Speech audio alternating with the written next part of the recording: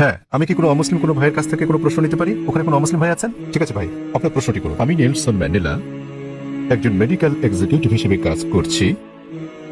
আমি অনেক জায়গায় লেখা দেখেছি যে শান্তি হলো ইসলাম। এটা ভালো কথা, তা সেটা যে যাই মনে করুক না কেন, অমুসলিমদের মধ্যে, খ্রিস্টান লোকদের মধ্যে, হিন্দু লোকদের মধ্যে একটা ভুল ধারণা আছে যে, এমনকি মুসলমানদের মধ্যে এটা আছে যে মুসলমান হওয়া মানে উদ্ধত। এটা কেন হবে? আবার একজন মানুষ হিসেবে আমি ঈশ্বরে বিশ্বাস করি, একক ঈশ্বরে। এমনকি আমি যিশুও বলি না। আমি কি ঈশ্বরের দূতের উপর বিশ্বাস না রেখেও ইসলাম ধর্মে নিজেকে বা নবীকে না মেনে কি আমি সেটা করতে পারি? এই অবস্থায় আমি যদি নিজেকে ধর্মান্তরিত করি, সবাই আমাকে যে নামে চেনে, নেলসন ম্যান্ডেলা, ধর্মান্তরিত হলেও আমি কি এই নামটা রাখতে পারবো? ভাই দুটো প্রশ্ন করেছেন। ওনার প্রথম প্রশ্নটা হচ্ছে যে কেন অমুসলিমরা ধরে নেয় যে মুসলিমরা, আপনারা জানেন যে তারা ইসলামের অনুসারী, ইসলাম মানে হলো শান্তি, কেন তারা ধরে নেয় যে মুসলিমরা উদ্ধত? হ্যাঁ, আমি আপনার সঙ্গে একমত যে অধিকাংশ মুসলিমে মনে করে যে মুসলিমরা উদ্ধত, সহিংস ইত্যাদি। ভাই এর কারণটা হলো মিডিয়া। মিডিয়া মিডিয়া সেভাবেই মুসলিমদেরকে তুলে ধরে। আপনি আজকে দেখেন যে কোনো সন্ত্রাসী হামলা হলেই সাথে সাথে তারা মুসলিমদের দায়ী করে সব সময়, ঠিক মিটিং যাই হোক না কেন। ওকলাহোমা বোমা হামলা যুক্তরাষ্ট্রে, যাতে প্রায় 166 জন মানুষ মারা গিয়েছিল, এটা ছিল আমেরিকার মাটিতে সবচেয়ে বড় বোমা হামলা। দিনের পর দিন এটাকে বলা হলো মধ্যপ্রাচ্য ষড়যন্ত্র, এতে মুসলিমরা জড়িত। পরবর্তী সময় তারা জানতে পারলো যে এতে জড়িত ছিল দুজন মার্কিন সৈন্য, কমিউনিস্ট, তারা জড়িত ছিল। এটা সংক্ষিপ্ত সংবাদে এলো শেষ, ঘটনা শেষ। তো মুসলমানদের ব্যাপারে হলে শিরোনামে চলে আসে, আর অমুসলিমরা জড়িত থাকলে এটা সংক্ষিপ্ত সংবাদ।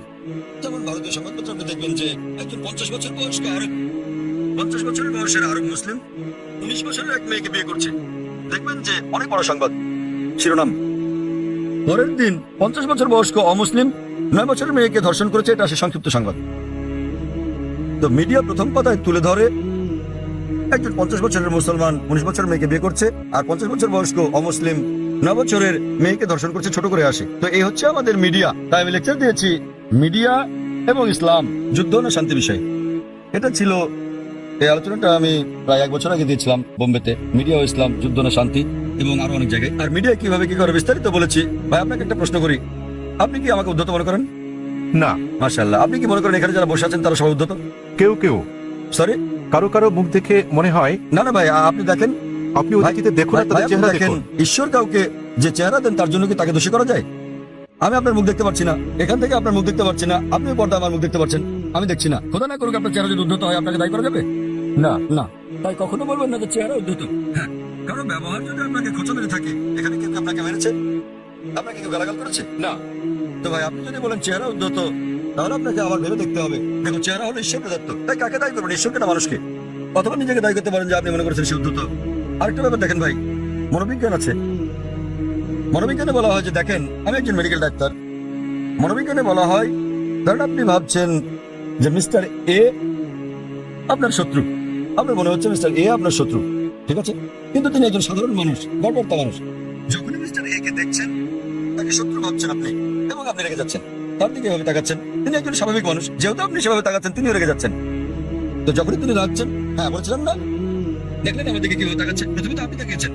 তিনি একজন সাধারণ মানুষ, যেহেতু আপনি মনে মনে ভেবে নিয়েছেন যে মিস্টার এ আপনার শত্রু, তিনি যখনই আসেন আপনি শত্রুর মতো আচরণ করছেন তার সাথে।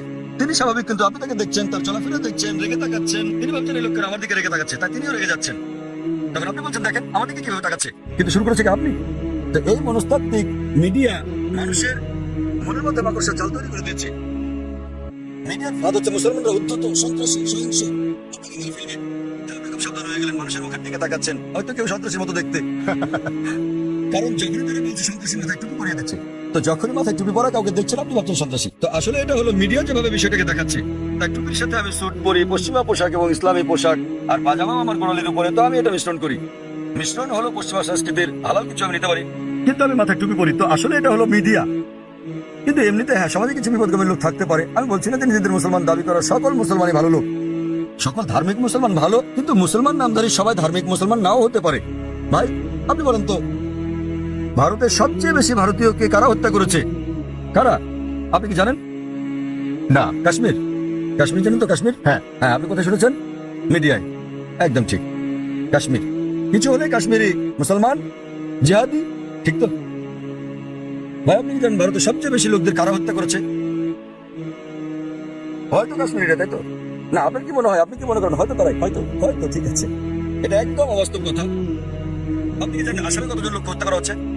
উলফা, উলফার নাম শুনেছেন হয়তো? হয়তো সংক্ষিপ্ত সংবাদ, তাই তো? সংক্ষিপ্ত শিরোনামে নয়। উলফা হচ্ছে একটা হিন্দু সন্ত্রাসী সংগঠন। তাদের প্রধান উদ্দেশ্য হলো মুসলিমদের হত্যা করা। তারা কাশ্মীরি বিদ্রোহীদের চেয়ে বেশি হামলা করে থাকে, কিন্তু সংবাদে খুব কমই তাদের শোনা যায়। আপনি কি মাওবাদীদের জানেন?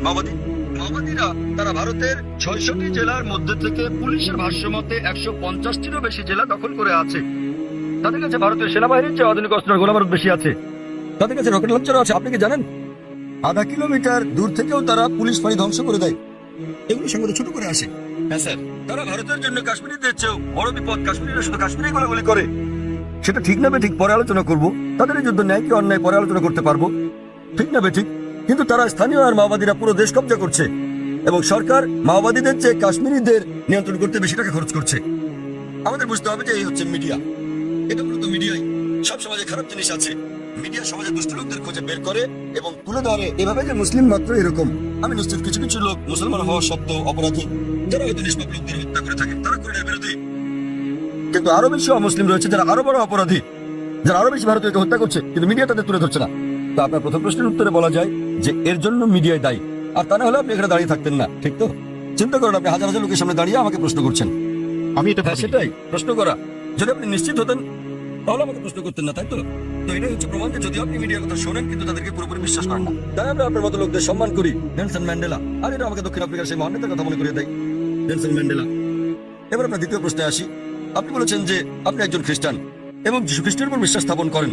আপনি জানতে চেয়েছেন আমি কি ইসলাম গ্রহণ করতে পারি, মুসলমান হতে পারি? রাসূলকে বিশ্বাস না করে আপনি বোঝাতে চেয়েছেন নবী মোহাম্মদকে বিশ্বাস না করার কথা, ঠিক? হ্যাঁ। দূত বলতে তো যীশু খ্রিস্টকে একজন দূত বলা যায়। কারণ হ্যাঁ, কারণ আমার জন্ম এবং বেড়ে ওঠা খ্রিস্টান পরিবারে, হ্যাঁ, ঠিক। খ্রিস্টান নিয়ম নীতিতে আমি এখনো পর্যন্ত শুধু যীশু খ্রিস্ট সম্বন্ধে জানি, মোহাম্মদ সম্বন্ধে জানি না। ঠিক আছে। সেজন্য আমি বলছিলাম এই কারণে নাকি আপনি নবী মোহাম্মদের বিপক্ষে? না, মোটেও বিপক্ষে নয়। একটা সুন্দর প্রশ্ন করেছেন। এই পরিস্থিতিতে আমি ইসলাম গ্রহণ করলে মানুষ কিভাবে আমাকে দেখবে? ঠিক ঠিক, ভাই একটা সুন্দর প্রশ্ন। আর আমাকে কি নামও পরিবর্তন করতে হবে? কারণ আমার ড্রাইভিং লাইসেন্স, পাসপোর্ট, সরকারি সম্পত্তি সব আপনার এই এই নামে নেলসন করা ম্যান্ডেলার আছে। নামটা পরিবর্তন করতে হবে কিনা? ভাই একটা ভালো প্রশ্ন করেছেন যে খ্রিস্টান পরিবারের জন্মের কারণে তিনি আগের নবীদের সম্বন্ধে জানেন, তিনি যীশু খ্রিস্টের সম্পর্কেও জানেন, ইসলাম ধর্ম সম্পর্কে পড়েছেন, তিনি ইসলামের দর্শনে একমত, ইসলাম গ্রহণও করতে চান, কিন্তু নবী মোহাম্মদ সাল্লাল্লাহু আলাইহি ওয়াসাল্লাম সম্পর্কে তেমন কিছু জানেন না, ঠিক আছে? হ্যাঁ। এই কারণে তিনি নবী মোহাম্মদ সাল্লাল্লাহু আলাইহি ওয়াসাল্লামের উপর বিশ্বাস না এনে ইসলাম গ্রহণ করতে পারবেন কিনা, এই তার প্রশ্ন। আর তাকে তো নাম পাল্টাতে হবে কিনা? প্রথম প্রশ্নের ব্যাপারে বলা যায় যে আপনি একজন মুসলিম হতে পারবেন না যতক্ষণ পর্যন্ত সকল নবীর উপর বিশ্বাস আনবেন না। আমাদের সেই সকল নবীগণের উপরও বিশ্বাস আনতে হবে যাদের নাম কোরআনে আছে। তিনি যদি আল্লাহর একজন দূত হয়ে থাকেন তাদের আমাদের ভালোবাসতে হবে, সম্মান করতে হবে। আর আপনাদের জন্য বলছি, ইসলাম হলো একমাত্র খ্রিস্টান ধর্ম বিশ্বাস যা বিশ্বাসের একটি ধারা হিসেবে যীশু খ্রিস্টকে বিশ্বাসের কথা বলেছে। কোন মুসলিমই মুসলিম নয় সে যদি যীশু খ্রিস্টের উপর বিশ্বাস স্থাপন না করে। আমরা বিশ্বাস করি যে তিনি আল্লাহ সুবহানাহু ওয়া তাআলার সর্বশক্তিমান, আল্লাহর সবচেয়ে প্রভাবশালী নবীগণের একজন। আমরা বিশ্বাস করি যে তিনি মসীহ, যাকে বলা হয় খ্রিস্ট। আমরা বিশ্বাস করি যে তিনি অলৌকিকভাবে জন্মগ্রহণ করেছিলেন, কোনো পুরুষের হস্তক্ষেপ ছাড়াই, যা অনেক আধুনিক খ্রিস্টানই বিশ্বাস করে না। আমরা বিশ্বাস করি যে তিনি আল্লাহর অনুমতি নিয়ে মৃতকে জীবন দান করেছিলেন। আমরা বিশ্বাস করি যে তিনি জন্মান্ধ এবং কুষ্ঠরোগীকে আল্লাহর সাহায্য নিয়ে ভালো করেছিলেন। খ্রিস্টান এবং মুসলিমরা এখানে একসাথে চলে। কিন্তু কেউ প্রশ্ন করতে পারে তাহলে দুটোর পার্থক্য কোথায়? দুটোর পার্থক্য হচ্ছে অনেক খ্রিস্টানই বিশ্বাস করেন যে যীশু খ্রিস্ট সাল্লাল্লাহু আলাইহি সাল্লাম নিজের অমরত্ব দাবিদার। তিনি বলেন যে তিনি ঈশ্বর।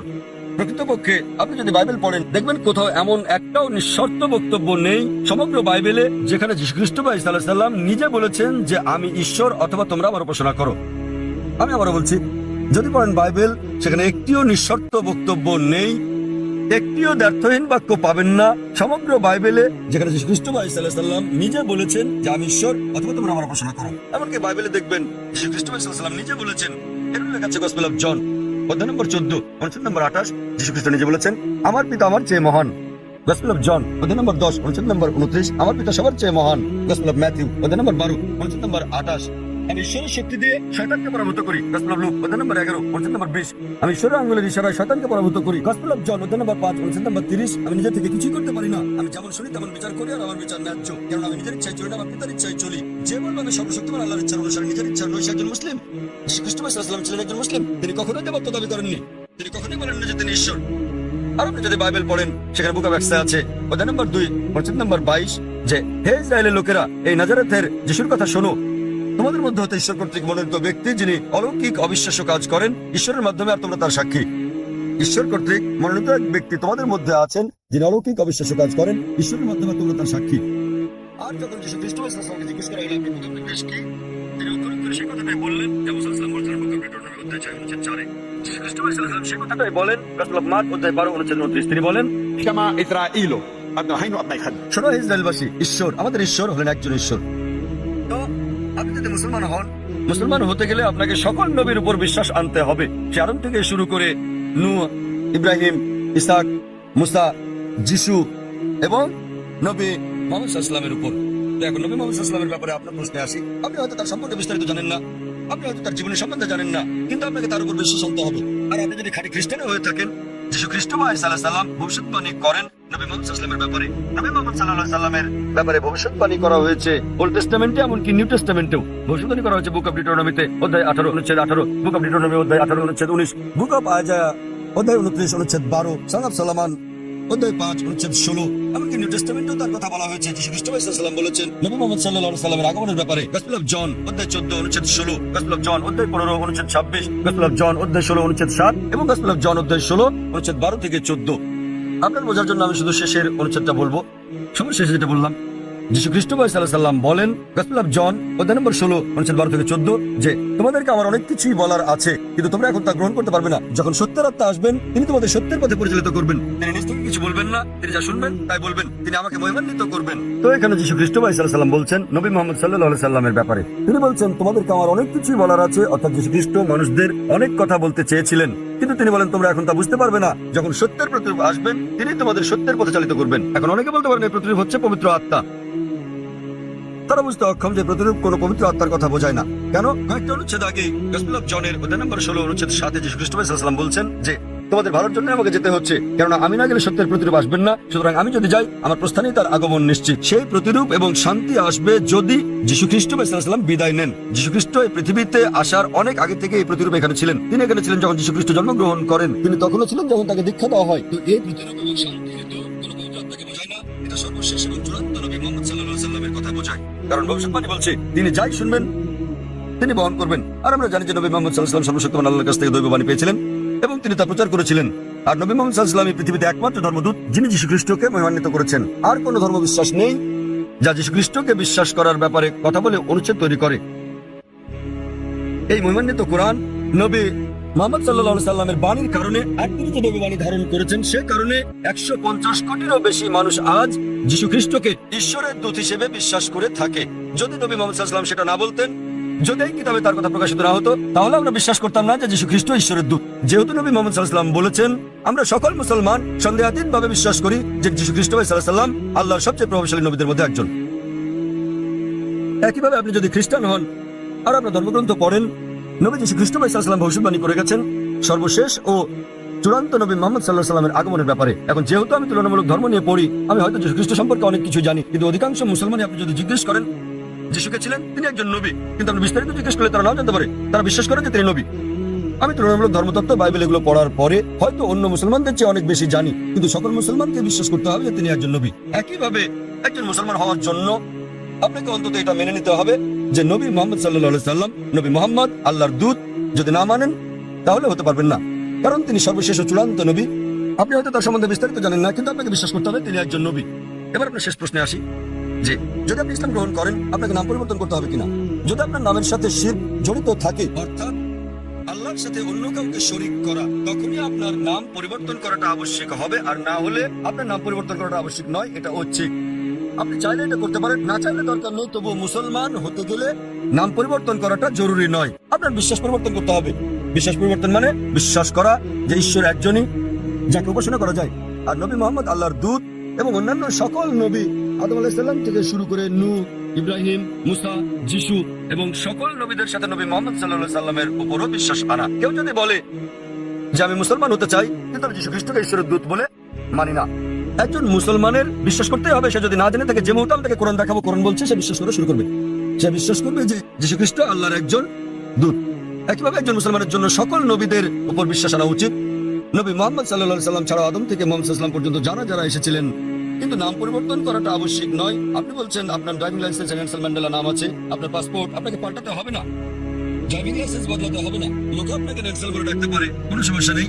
কিন্তু তারপরেও আপনার মনে যে ঈশ্বরমাত্র একজনই যাকে উপাসনা করা যায়, তিনি ছাড়া আর কাউকে নয়, এবং নবী মুহাম্মদ ঈশ্বরের একজন দূত, বাকি সকল নবী সহ আদম থেকে শুরু করে যিশু মুহাম্মদ সাল্লাল্লাহু আলাইহি সাল্লাম। তো আপনি কি বিশ্বাস করেন যে মোহাম্মদ ঈশ্বরের একজন দূত ভাই নেলসন? হ্যাঁ স্যার। আমি যদি বলি যে আপনার নাম নেলসনই রাখতে পারেন, বিশ্বাস করবেন যে মোহাম্মদ ঈশ্বরের একজন দূত? হ্যাঁ স্যার। আপনি হয়তো তার সম্পর্কে বেশি কিছু জানেন না, আপনি হয়তো জানেন না যে তিনি কোথায় জন্মগ্রহণ করেন।